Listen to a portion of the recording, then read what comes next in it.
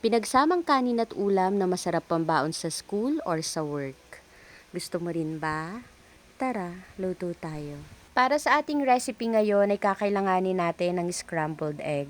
3 piraso lang po yung lulutuin ko, pero kung gusto po ninyo na dagdagan yan ay pwedeng-pwede po. At dito nga po sa kawali na pinagprituhan natin ng itlog ay magpiprito na rin tayo ng luncheon meat. After maluto ng luncheon meat at ng scrambled egg, set aside muna, then gagawa na tayo ng teriyaki sauce. Pinagsama-sama ko lang po dito yung soy sauce, banana ketchup, water, brown sugar at ground black pepper.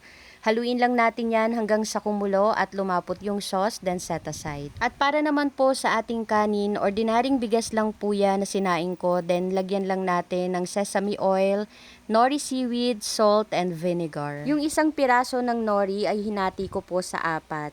Then ilagay natin yung molder sa gitna at maglagay ng 3 sandok ng kanin. Then i-press lang natin yung parang pinaka-handle niyan hanggang sa ma-flat yung kanin.